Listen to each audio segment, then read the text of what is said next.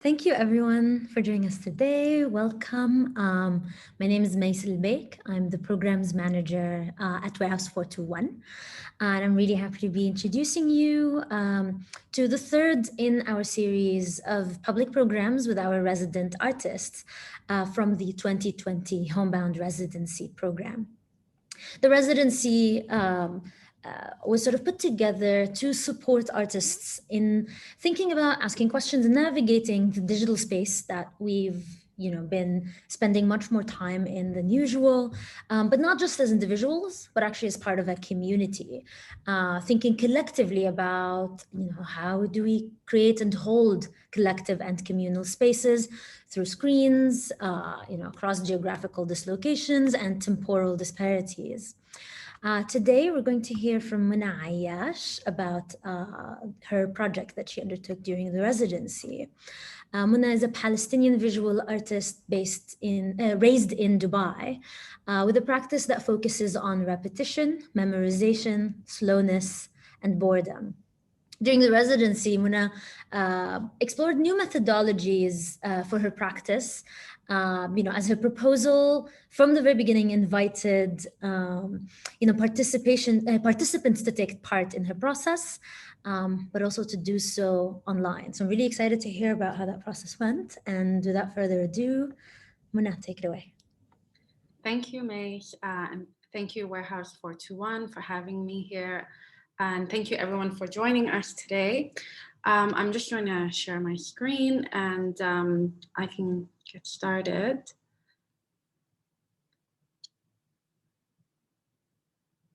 Okay, I wanted to just start by introducing like a little bit of my older work so I can give context to the project that I did during my residency with Warehouse421. So first, this is a piece, and it's an ongoing piece called 1234, and it started in 2015, and I'll play it as I'm talking, and it's an ongoing it's a compilation of found footage, and I continue to collect footage that I find interesting, mainly of international sporting events. And what I do is I pull out a small, not even a second, like a millisecond, a fraction of time that I find interesting, and I loop it so that the bodies are stuck in this frame and their movements are stuck moving backwards and forwards endlessly without any result. So I take them outside of their, I pull the movement out of its sport, so it is just stuck in this gesture. This was also when my interest in movement started, and looking back, it's very clear that that's when my interest started. But at that point, I was also thinking very much about a technical approach, looking at how to very cleanly remove a slice of time and manipulate it. This moved on to, then later, after 1234, I moved on to a project called Hold, where in this case, I was more interested in lack of movement or very minimal movement. So I was looking at when bodies, again, from sporting, figures, athletes from sporting events and competitions, and most of these movements are actually right between two large movements or exertions of the body.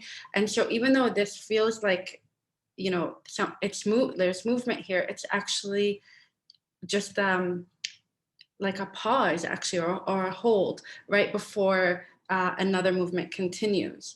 And so, of course, when you are looping and repeating it, anything that's moving is then very evident. And in this case, I was also really, I had an interest in the background and creating a stage or looking for footage that reminded me more of the stage in the arena, where it was dark in the back. You could see an audience.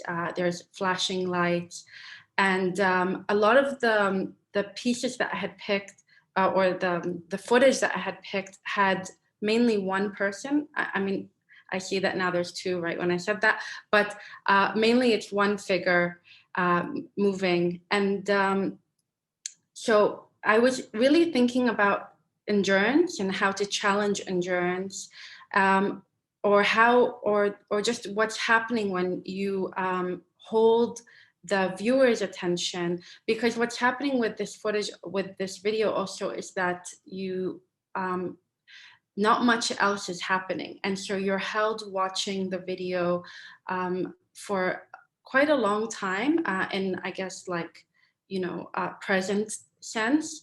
It's actually a few minutes, but it feels like a very long time. And so I was also challenging the endurance of the viewer's attention, and that's when also I was thinking about boredom as a subject matter within my work. And then I moved on to a piece called Groupings. With Groupings, I had a new challenge that I was trying to find a way to pick footage that only had group, like team-related sports, and really focus on what happens when people are moving together, and getting tired together.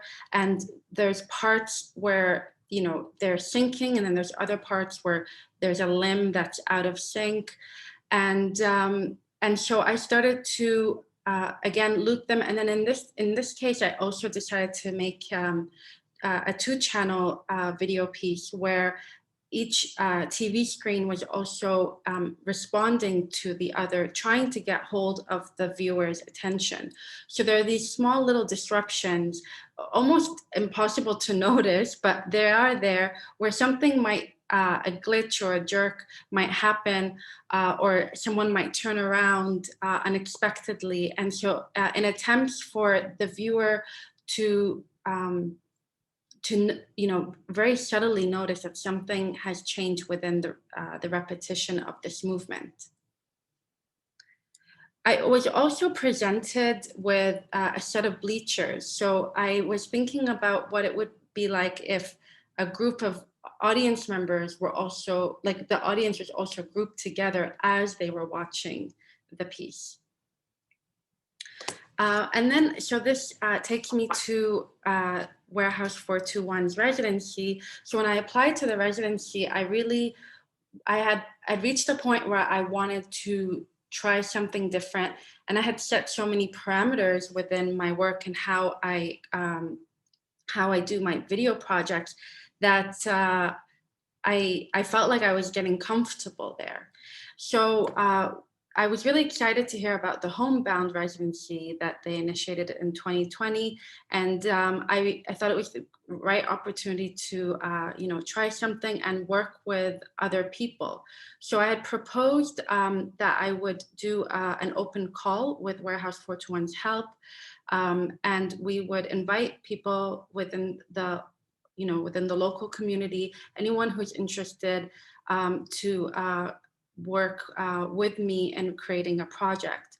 So I selected 5 people to work with, and they all have some sort of relationship to the arts. So a dancer, architect, photographer,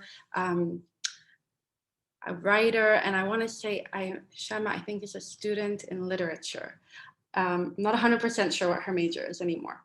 But that said, I would like to actually introduce their names. So I had worked with Inez de Almeida. I think I pronounced her last name a bit wrong. Olivia Duncan, Mohammed El Jashi, Shama Khoury, and Altamash Arouj. And so we started making these videos together, and I'm going to show you quite a bunch of them as I'm talking. And so initially, the way I had proposed the project was that I would do sessions with them all on Zoom, and we would have these movement exercises that they would film with their iPhones or their phones, and then send it to me, and then I would go through the footage and pull out anything that I think I can work with. And I really like the idea from my past work where I was like watching and looking and searching through footage. So I want to find a way to continue that, but I was ready to work with different kinds of footage. And also I was a little bit excited and nervous to work with footage where I didn't know what the outcome would be. So the sessions were all online. And so what happened then was that we had initially, it was awkward. The movements, also the exercises that I had started with were things like arm bending, you know, sidestepping, limb or body slide. And then they could interpret that in any way they want and send me some footage. And then I had asked them to play with light and shadow, play with composition, and then let's see what happens. And so at first it was, you know, even like our sessions, we had never met in person. So there was a little bit of just like that awkward formality. But with time, that also went away. And I think the funny thing about this, this project, or like the starting of this project, was that the group had to understand that I would be using around 2% of what they send me. So that was a little bit discouraging, I think, at first, to think that, you know, I don't know what I'm looking for yet. So anything goes. And also there is a sense of co-directing or co-creating, where we are talking to each other every session, watching the videos together, and, you know, commenting on, you know, what we think is working, what we think could be worked on, or what direction we could move in. And there was also a sense of urgency that I wanted to remind everyone of. And it's because, in a way, with a project like this, it's both important and not important that we have the time duration that we have together. So there was this feeling of like, okay, we need to do what we can with the time that we have, but also once it's over, it's over, and then it doesn't matter if it's complete or not complete. We just have to accept that it's over.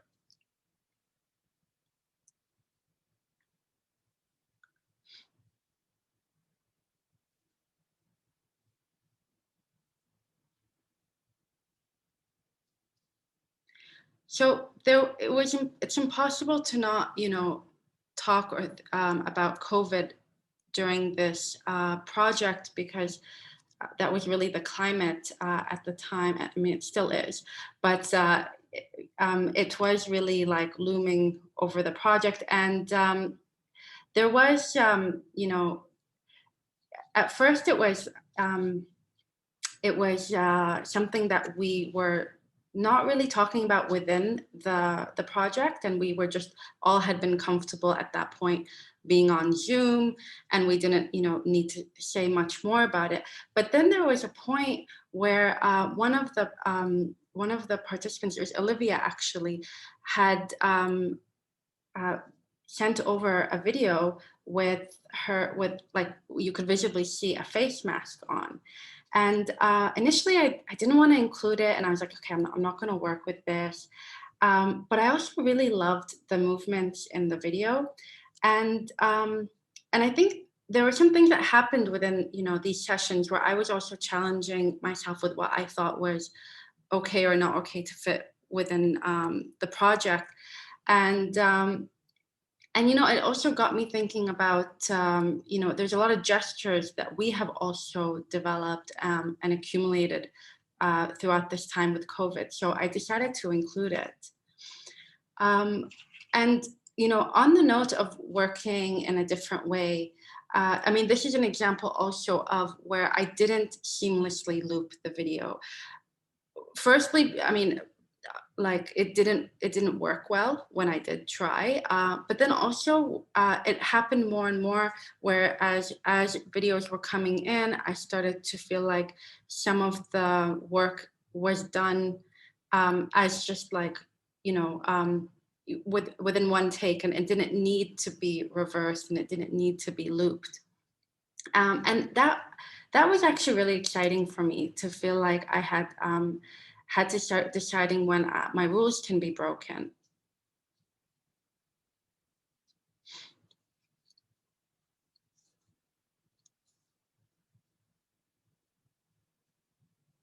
So when the work was started, I didn't really know what I was going to do with the project, how to present it. You know, would it be that, you know, each person would have videos underneath, like, you know, like kind of set, you know, five videos where each person had kind of like a compilation of their videos, or that I would overlap them and mix them together. And there was something that I was like constantly negotiating as we were going through it. And then there were conversations also that I had with my mentors, Ramin, Rakni, and Hisham, who were absolutely amazing, and I really enjoyed speaking with them during this time. But they had, you know, asked me to question their identity, and, you know, and how much of their identity would they like to show within the work. And so so some of the questions I started to ask them were, you know, where does that line end for you? Like, you know, how much do you want to reveal of yourself? Questions I also had to ask myself, like, where is that line for me of, you know, when I feel like it's, should it stay just limbs, you know, like kind of footage of different arms and legs and body parts that, you know, don't really belong to anyone, or is it, or can I push myself to have, and push, you know, others to see where we can reach when it comes to including identity to the work, and also the politics that come with that. So it was interesting to see how some responded very quickly to it, and others took, you know, either they, you know, kept a limit, or they slowly started to negotiate those lines. And the work started to get a lot more interesting because I started to also realize and feel that I was watching them, and you know, I couldn't help but start to also feel like they were filming for me as well. So sometimes at the beginning of the footage, you know, there would be almost like a smile from somebody that came my way, and I, you know, it was weird to also respond to that smile much later while I was on my computer watching the footage. As the sessions continued, we, you know, we were also going through our own ups and downs. There was a time where, you know, these variations of COVID started coming in the way. And so we had, I felt like morale had changed by, you know, Christmas time and the new year. And I felt it within myself too. And I didn't know how we were going to, you know, get to the end without it feeling like we just had to, like, you know, shuffle our feet to the end. And what we started to do is that we started to look at each other's videos as references. And so and that was really such a fun approach to the sessions, where we started to think about how it would be to respond to each other and mimic each other. And so, and I use the word mimic as well because there is sometimes a sense of humor in the videos that we're responding to each other. And there was also a language that we started to build, and only we knew it. But with time, I questioned how I could open that up to an audience. But I think as one is viewing the work, you will start to make those ties to a video that you had seen earlier. Authorship started to become unclear because with time it wasn't clear who made the video first, and the adaptations of those other videos took a life of their own and they were redirected somewhere else.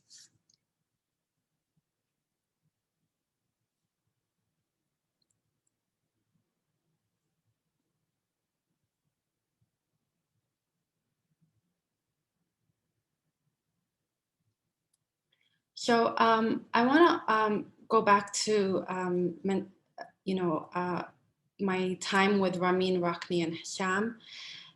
It was a really fulfilling time to also have such great artists talk about my practice, and they introduced me to a book called The Selfish Gene, which is by Richard Dawkins, and it's about a gene-oriented survival and evolution. So very very far away from anything I had grown up thinking about or studying, but it was actually a very thought-provoking book.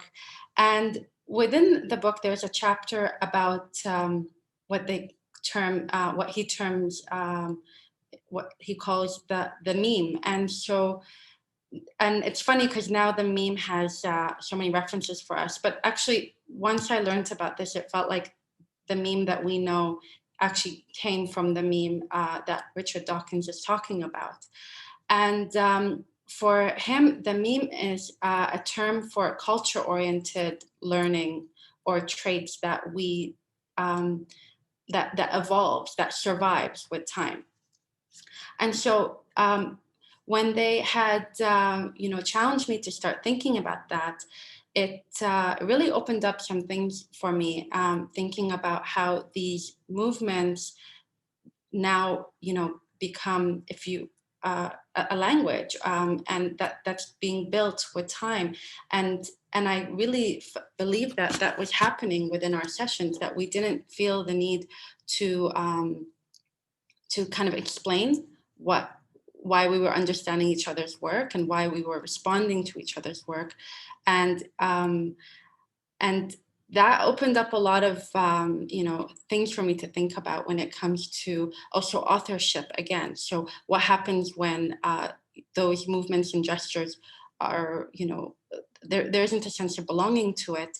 I've also had to ask myself about authorship when it comes to working with other people, and working with other people where they are filming the work and sending it to me. And so they brought up some interesting thoughts about, in a way, like nothing belongs to anyone because it keeps mutating and changing. And it also felt like a very fitting time to think about this because, there is this like virus that's around us that also is surviving and evolving.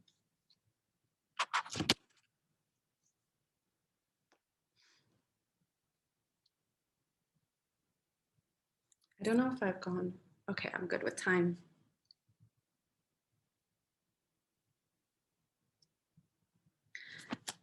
There was a point where we wanted to meet in person, and so I tried to organize a dinner, and it became kind of part of this project because we kept kind of going back and forth, like, should we meet? Should we not meet? Is it safe? Should we wait a few weeks? And there was a time where we were like, yeah, okay, we're going to do it. And then, as I mentioned, there were some, news that were coming up that like there were variants around, and we didn't want to take any risks. And it felt difficult also to think about like what is the right thing to do. So we opted out and we settled for an online hangout and a wrap up at the end of the sessions. But it was a fun kind of I mean, looking back, it was fun, but it was also a little bit of a stressful back and forth where there was a question of like, are we going to just stay, online? Are we going to just not meet in person? Yeah, I mean, I'm happy to say that I think we are going to meet in the next couple of weeks because there have been some emails back and forth since talking about this event today. So I wanted to also, actually, maybe I should go back. I wanted to, does it play when I go backwards? Maybe not. You have to just click again after you go backwards and it'll start. Okay, thanks. So I wanted to also bring up this screen that you see within the screen. And so that was also something that that just kind of came out of responding to each other's videos, where we were inviting, the technology to be part of the work. And so you see like the iPads and the computers and the iPhones with us. And then it also, in a way, reminded me of like all of these like home workouts that were going on for a while, for a long time, but now also just more than ever. And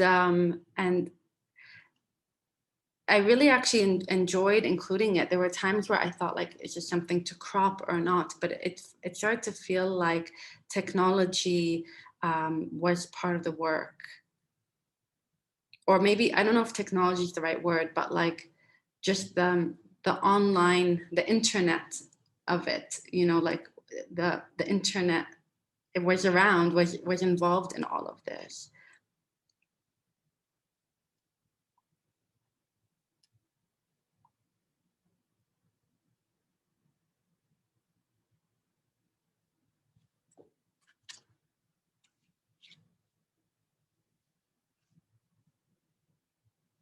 So I had started, after the sessions, I had spent some time putting the videos together into a compilation.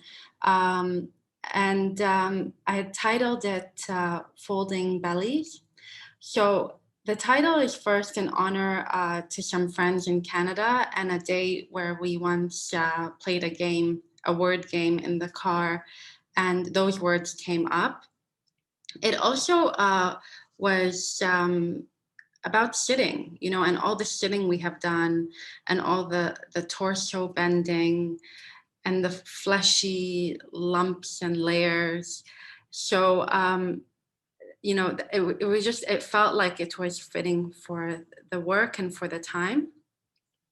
And also it was an exercise that I had given the group, and it failed. It was an exercise that no one really wanted to do, and everyone kind of preferred limbs, especially for for most of the sessions, and even Inez, who is a professional dancer, was pregnant at the time, so that was also a section of her body that she was not filming too much of. So it was really funny that it was just something that when we came back, it was like, oh, this one didn't go through.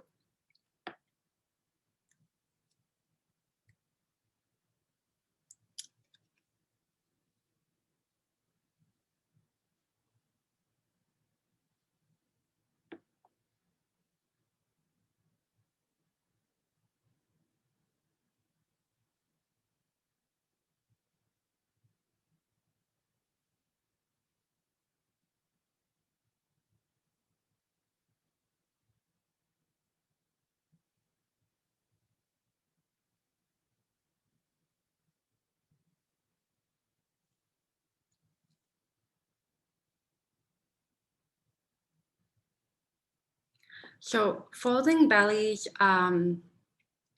is at this point sitting at 30 minutes long. So I have a 5-minute excerpt of the video that I wanted to share with everyone. And I'm really happy to share that the full video piece will be presented at the Jameel Art Center in their next group show. And more on that once all of that information comes out.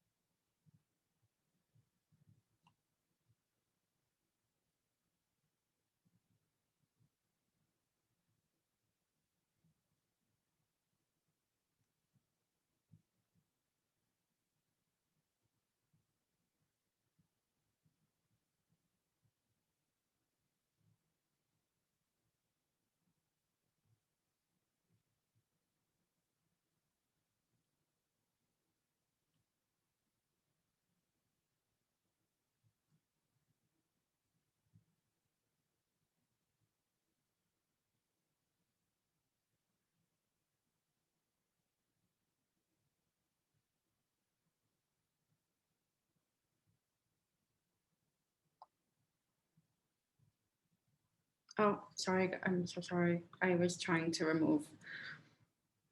I knew that was gonna happen. I'm gonna just jump here. Trying to hide the control bar, the play bar. But I think it'll go on its own if you leave it. okay. I think.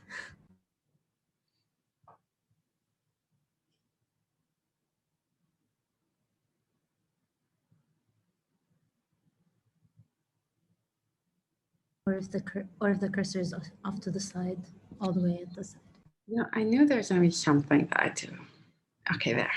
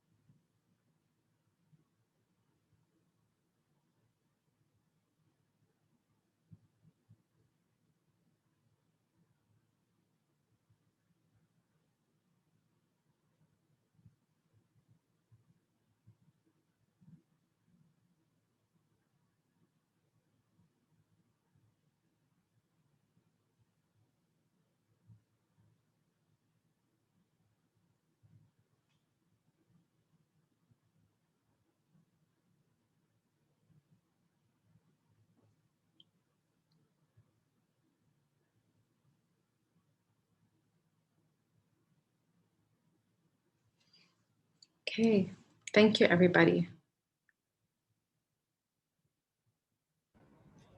Thank you, Muna.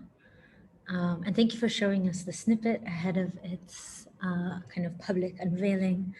We're really excited to see it in space too, and how that's sort of going to take shape. I have a bunch of questions, but I'm going to pause for like an awkward minute to see if anyone would like to jump in. Guys, you can also raise your hands. I'm happy to give you permission to speak, or move you to panelists, and we can have a conversation.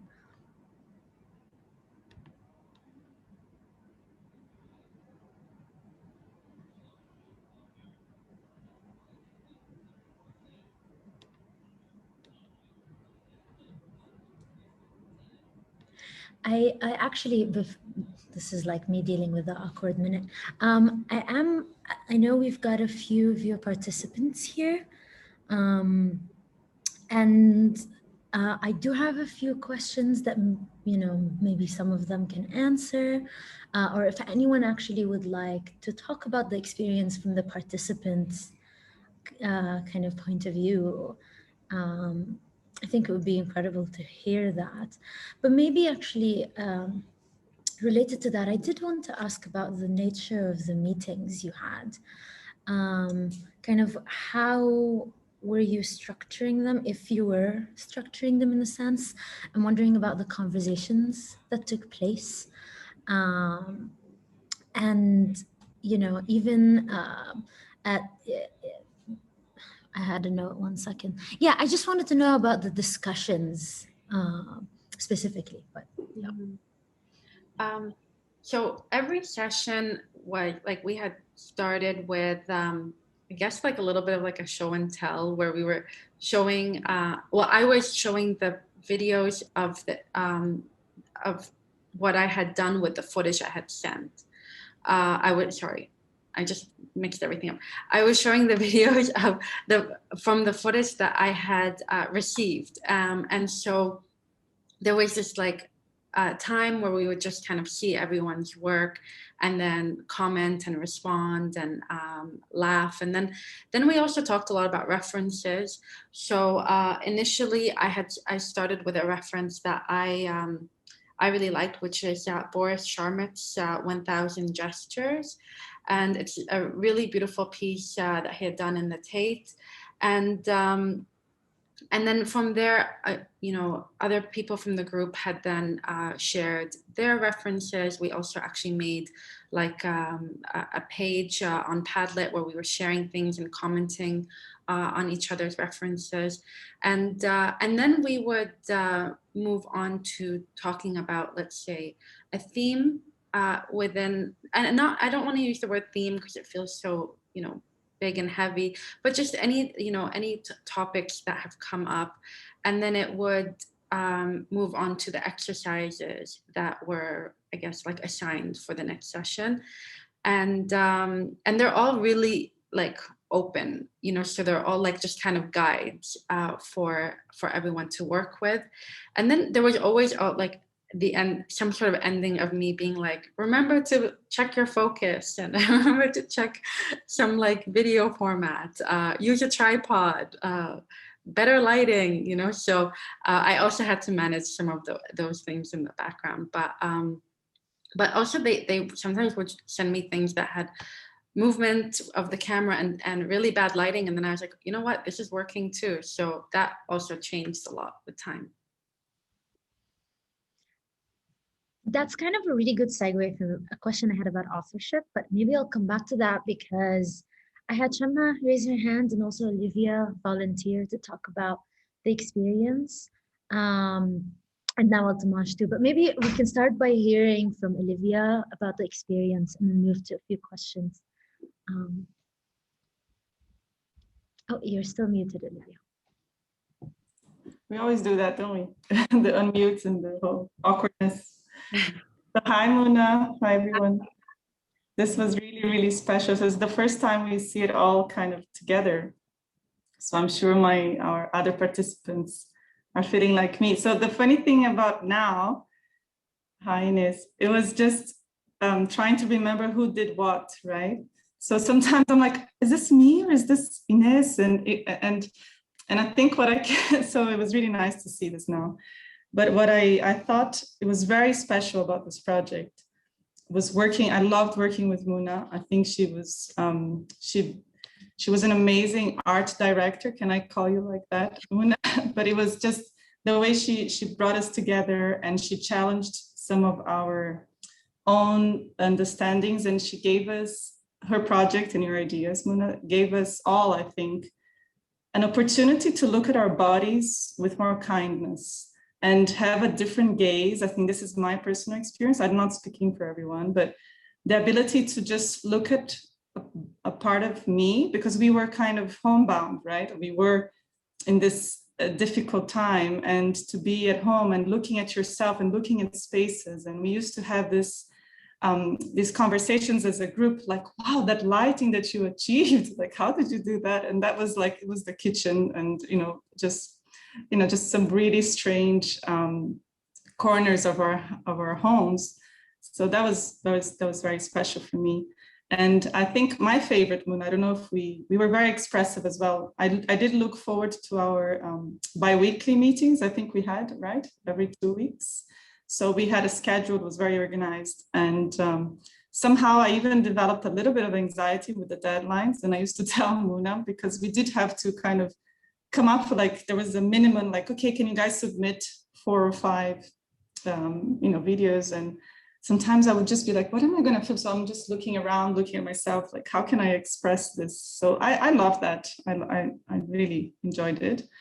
But my favorite part of the whole project, and I'll let everybody else speak, was when we created these conversations. And I don't know if Muna, I know I was here listening to you, but I don't know if you did mention, I don't know if this was premeditated or you kind of allowed yourself in the process to develop this, because it was like Ines did something so just beautiful. And we had our references, like the professional videos, but she did something. And then we all looked like, oh, wow, I'm going to interpret this in this different way. And that talks to me. So we were all conversing, and it didn't matter now who started who, and then became this one movement done.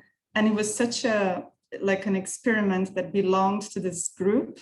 Like, it was a phenomenon that in time, and almost like an inside joke. Can I say that? So it's like an inside, because we all understood who did what, and like, wow, that was really good. I'm going to try that. And then anyway, so that for me was really special, this conversation. And then we bringing in my feet speaking to someone else's. And that was, I thought that was very special. Anyway, thank you. Thanks, Muna. Thank you, Olivia. That was really nice to hear, actually. And you're totally right. The sessions felt so alive, and I don't mean that in the way like that. I mean it in the sense that I didn't know what was going to happen, and they were very active in terms of I had to be like always aware and catching things, and so sometimes when you prepare something in advance, you can kind of move through it a bit like passively. I wasn't able to do that because we didn't know what was going to come up, and so the project kept like shifting until it got to where it was going to get to. And I mean, I never even thought we would be imitating each other's work, like that wasn't even on like the radar until it, like you said, and then I started to do cool things, and it was like, hey, like, I like what's going on here. And then I think it just started to like happen, much more than it was planned. Thank you, Olivia. Muna. Shamma, did you want to contribute?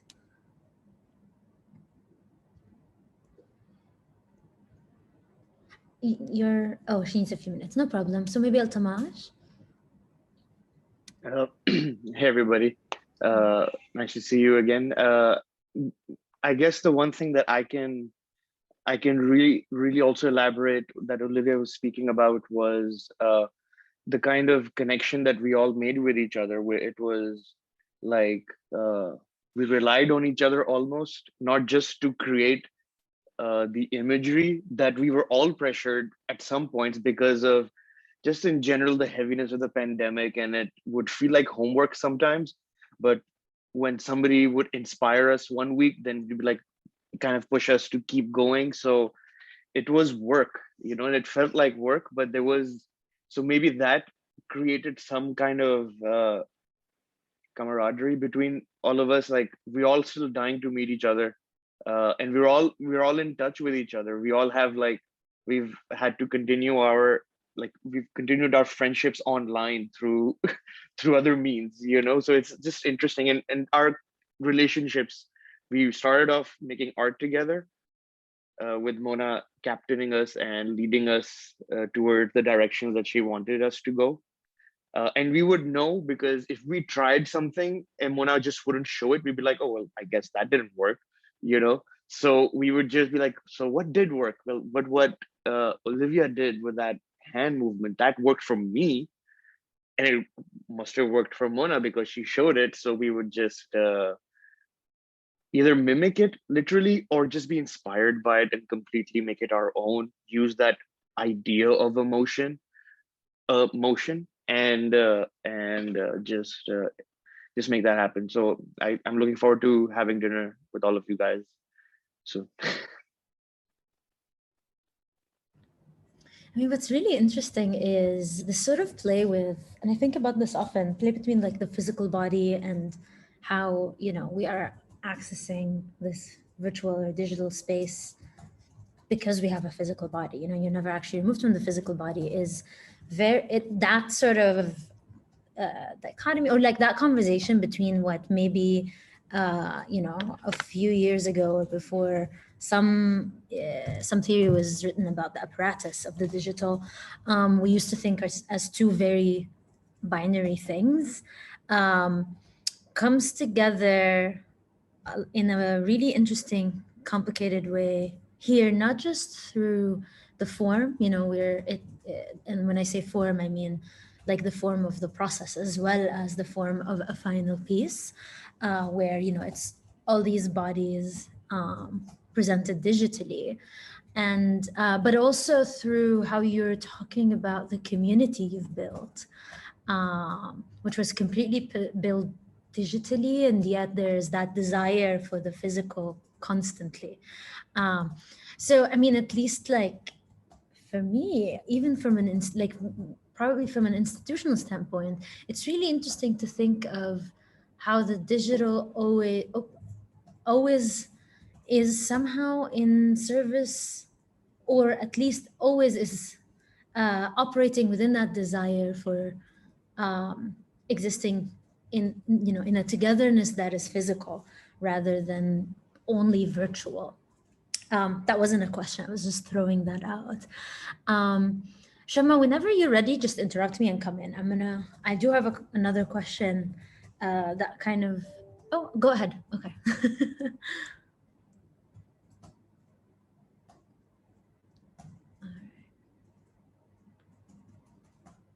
You're still muted though. Can you hear me? Yes, we hear you now.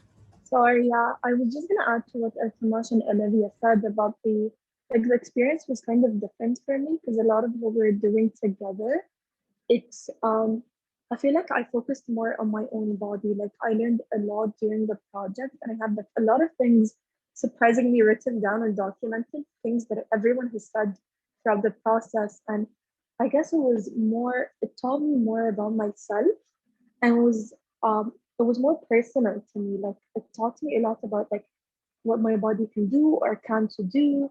There was a lot of there were a lot of movements that we were trying to recreate that were very hard to do, but they looked so easy. So I guess part of that was also the challenge I had with my own body and like exposing it. So that was one of the hardest things, but it was the most memorable from the work that we did together.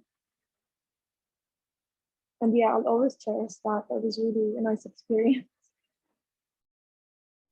Thank you, Shama. That's really nice to hear. I have Inej as well, who I'll promote to panelist. And Inej, unmute when you're connected. But I did want to mention that it's you know, yeah, it sits in a, I mean, the piece or the process or the project in general kind of sits in a really interesting, not necessarily genealogy, but just a general kind of tradition of interrogating the body regionally that happens.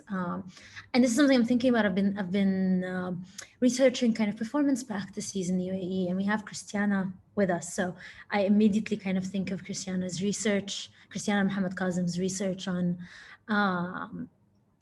kind of performance in the Gulf and the different forms of kind of thinking about the body that has been taking place in here. And there, this is something that I feel like I'll continue to think about with this piece, which is kind of where is it situated in that kind of larger context.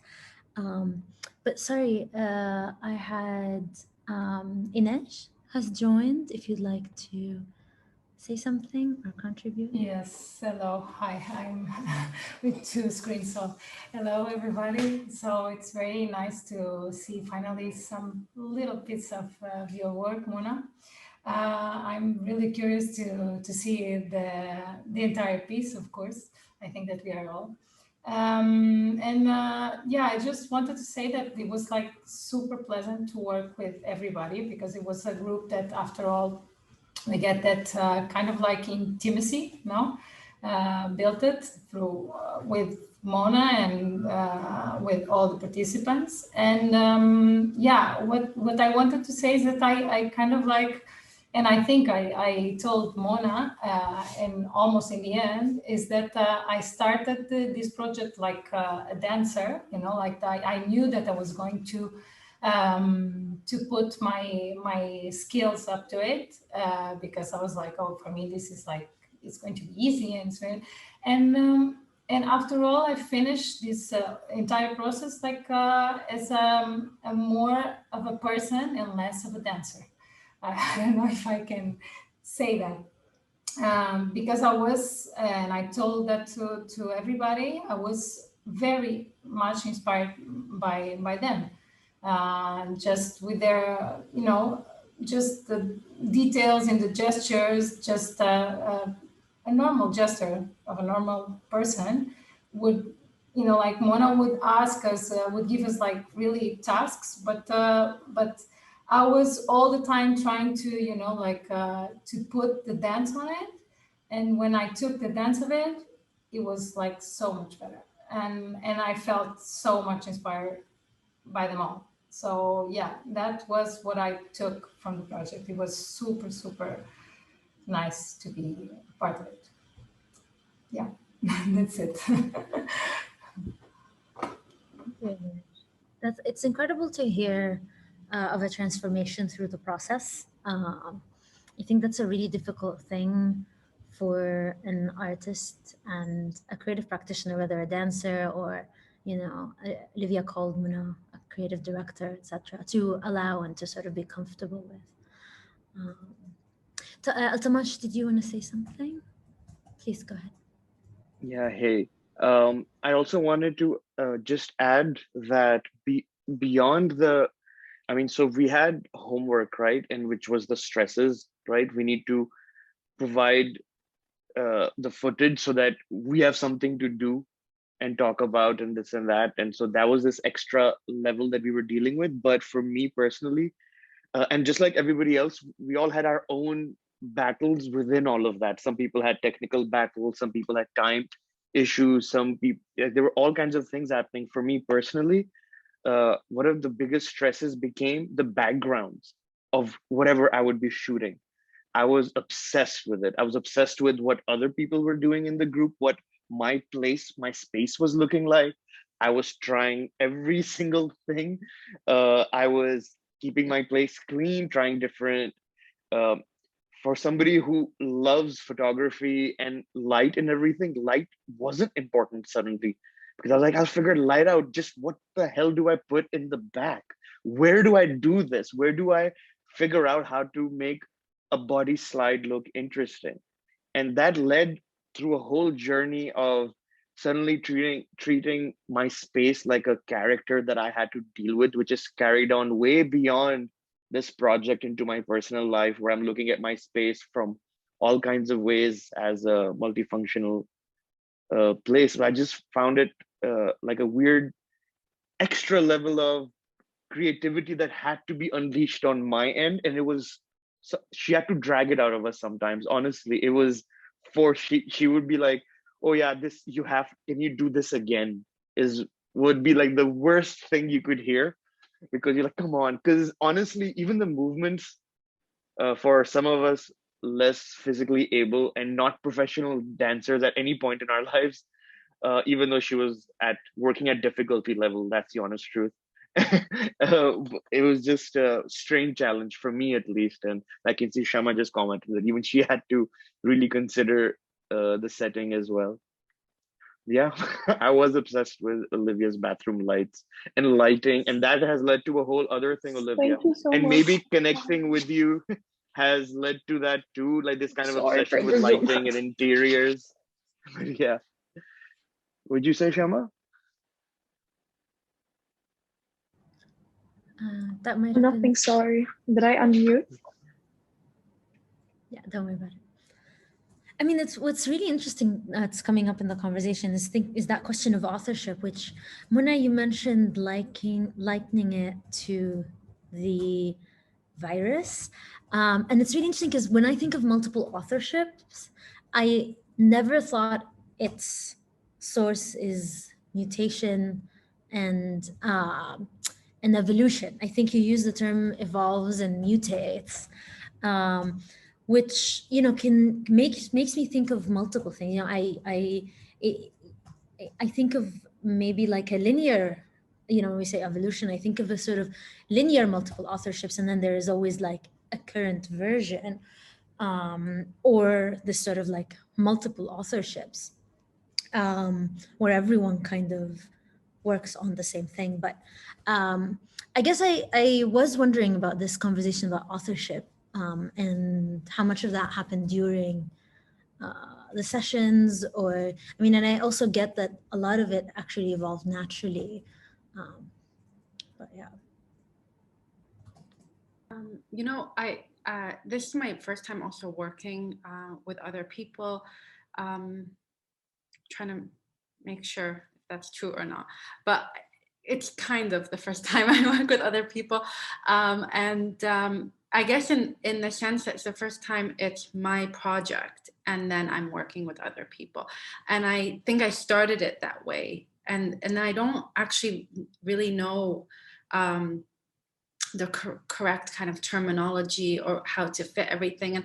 And I guess I kind of opted to not figure that out just yet, because it is confusing when you work with other people, because I mean, it's not, the work is not all mine, but also, and like Olivia's videos are also not all hers, and I know she was inspired by Inez, and Altamash was inspired by her bathroom lights, and then Shama came in and did something that Muhammad responded to, like it became this thing, and then I was also reacting to them.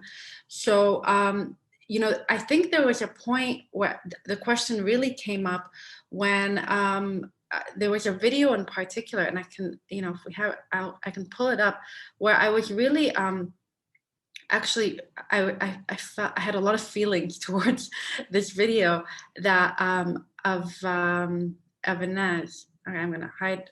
I'm gonna do it right this time. Yeah. So and I found it so beautiful, and I didn't touch it. I didn't edit it. I just cleaned up the ends of them, like just trimmed off at the ends. And then I remember asking a friend, like, is this even my work? Because I was like, I mean, Inez did this, she set this up. And then they said, but would she have done it without the sessions? And I said, I mean, I guess not. And then that's when, after that, I was like, I really don't know where authorship lies. And then it was revisited when it came to like, the responding and imitating of each other's work. Because like Olivia said, then, I mean, I have a pretty clear idea of the chronological order just because I have it filed that way. But even when I was making this presentation, I was thinking, like, how important is it to put, the videos in order now? Like, there is a sense of like, oh, maybe I should have, you know, someone's arm, whoever did the arm first like this, then that should, but then it was like, does that even matter? And then I think that's where, like, you know, that text that I had mentioned comes to, you know, was such a great reference, because it makes you also realize that, like, this is kind of how you build language, you know, and vocabulary and societies. And, you know, like authorship isn't necessarily that important for like a lot of vernacular things. Yeah, not in the process. But what you're saying is there's something about initiating and or concluding that required some form of identifiable authorship, perhaps. I mean, this is, you know, what this makes me think, you know, the question of would any of these videos have been done if not for the sessions, makes me think of what will you put on a label. This doesn't mean that it's, you know, it's something you have figured out now, but you're going to be figuring it out in the next few months, right? So what is it that you'll put on a label? And that's, yeah, I mean, I don't know if you've thought about it already. I have, because of the exhibition, and I actually like looked at Word document for many days, wondering what to put as a label. And I had written it as my name, and then with Inez, Olivia, Muhammad, Shama, and Altamash. I think Shama had a comment. Or... do you want to go, Shama? Yeah, sorry. I know that the question of authorship is more related to Mina, but I just wanted to say that I think there was that confusion, like we have that confusion of authorship because we usually assume that being like having authorship over something means placing yourself in the middle. And Mina did that. It's just that her presence was not maybe as physical as ours, or maybe not as visual. So this is where the question of authorship becomes blurred. But if you treat us as like subjects in artwork, it's because she is using people. I think it becomes like hard to see who has authorship.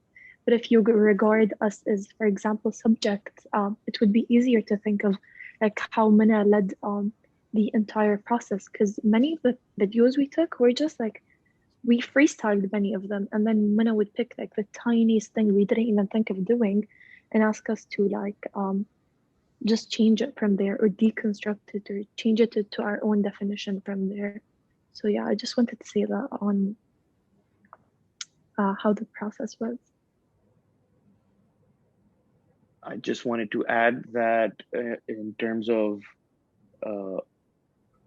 authority over the imagery, just like how the project was built so instinctively, I think even that was developing instinctively. And just a few weeks ago, I was just scrolling through my phone super fast, you know, going up looking for something, and I ran into a plethora of videos, and my brain said, "Oh, Mona's videos," and I kept going, and then I stopped myself, like, "Hey, what do you mean Mona's videos? You made these, but of course these are Mona's videos," and you just keep going, and it's like instinctively, I had already decided that these are Mona's videos, like to the point where I could delete them and I wouldn't be like, oh, I'm losing my videos. I would be thinking, oh, I'm deleting Mona's videos. So that makes authorship and ownership so clear to me for some reason, just the way I feel about it.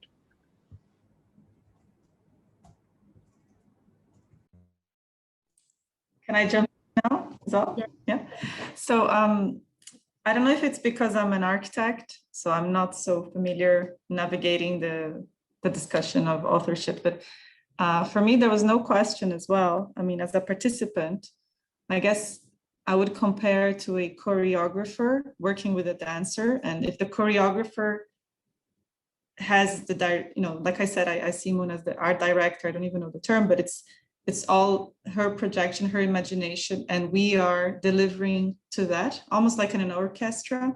You have the amazing violinist or pianist, but it's the maestro is bringing everyone together in that moment. And I like what Shama said, how Mona's eyes or editing hands, however you want to call it, or vision, would pick things that we were not necessarily valuing it, right? So there was one of the shoulder one that I had, and I think Muna chose the one that I was just, for me, it was just the end of the, like I was really, it was a release for me. And she caught that moment of when I released the tension of having, it was my first video, my first attempt, or my first assignment, like Altamash said, like became a bit homework sometimes. So it was like, oh, I finished this. I think it's done. And she caught that, and of course did her work, her edit. And that relates for me to Ines's point of, you're always going to be a dancer. It's part of who you are, but almost like looking at your dancer self a little bit less, and allowing for your Ines or us or all of our, like I said when I started, this kindness, this different look and experience, and allowing it to show up. So dropping these, and we were at home, right? So where we're supposed to be very comfy and in touch with ourselves, like we're in the most comfortable space you can feel. So, yeah. What's really interesting is that what I hear is all of you feel authorship comes from intention. And it's or almost like selection, so editing, kind of, which I go back to intention is maybe the core of it. But I also wonder, like Olivia, you're the one that sighed. And so I actually still, I mean, it's incredible to see how kind of it's really clear cut to you, despite it being your body is. And I think it tells us a lot about how we imagine kind of authorship is, or ownership of these kind of things are. And I also think that comes from the sort of space that was being held amongst all of you, that you feel willing to sort of let go of these videos to Muna. But I'm going in circles to turn around and say that there is still something, even if it's an unconscious contribution. I don't know. I mean, it's the question of like, does it have to be intentional for it to be yours or authoritarian or whatever? I mean, I don't have answers. I just have more questions. And maybe actually Muna, did you want to say something? No. I try to. I want to just add that I definitely wasn't sure about my role or how I was being viewed. Like, was I a participant? Was I collaborator? Was I a performer? It was, and I was all of them or none of them, and I was just doing. It was just, there was actually no. I'm so sorry, my cat is just nuts. There was no boundaries given in a way, so we were assuming whatever we wanted to. So that part was very interesting. I'm gonna shut her up. So sorry, I can't focus. But yeah, it was definitely a very strange. It was a strange way for. I think I should just cede my time. You guys go next. I think we might end with your cat though. That's ridiculous. Don't do that. Don't end with that faux pas, with that Zoom mistake. By the way, one of the strangest parts was a lot of Zoom things would feel like meetings, and this for me never felt like meetings because we were doing lots of things on Zoom. So this was a completely different thing. This was like a creative endeavor. This happened to be through a screen, and I felt like there's a bit of coldness that you feel on Zoom, and you do it in lots of talks. We all do it. Whoever is doing 100 artist talks and this and that, where you're muted, your video is off, and you're actually doing something else completely, not paying attention. But these Zooms were engaging in a way where I'm not saying we were always looking forward to them because it was work and anxiety. Oh God, I can't believe I sent that video. I look so silly in that thing. And so it's all that other stuff happening as well. But there was this weird sense of the digital was broken down and we were connecting as people. There were authentic connections, and we were connecting as people and working together. The digital was just the medium. It really didn't get in the way, where as you would expect it to, where there would be a coldness to it, or there would be a distance to the work, or to the creator, to the showrunner, let's call it, because it felt like a show sometimes. Like, what did Olivia do this time? Did she repeat it? Because Mona would sometimes give us things to do and we just wouldn't do them. We just wouldn't do them, you know? So, and it was just also a very interesting dynamic of how adults deal with homework. But that's a whole other thing. I'm done. End on something beyond this, please. Well, I want to make maybe it's my final remark, how you were mentioning Miss Warehouse421, I forgot your name, but I know you're the host, so you're... No worries. Mace. I can't say it, sorry. Mace, that's fine. Mace, okay, Mace. Okay, so Mace, you were saying how technology and the coldness of being online and all of us, and we never met in person. But I think the uniqueness of doing this, and I congratulate Warehouse421 as well for allowing, calling out for grants and allowing artists to express this, because it was so unique that we saw this cold Zoom meeting, or this inability to meet in person. It was not a barrier, it was an enabler. So it's like technology enabled connection. And we are always trying to connect, right? So this is what Altamash was saying, like what I picked up is authenticity.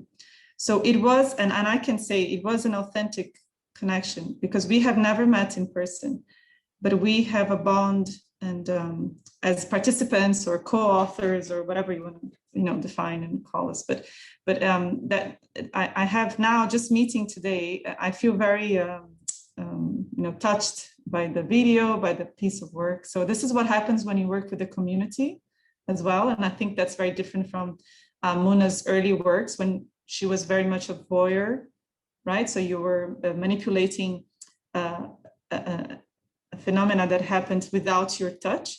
But this one was like, really, you got your hands dirty, and we all got our hands dirty together. So, and that was enabled by this cold environment that we were also running our meetings, and there were moments that were difficult.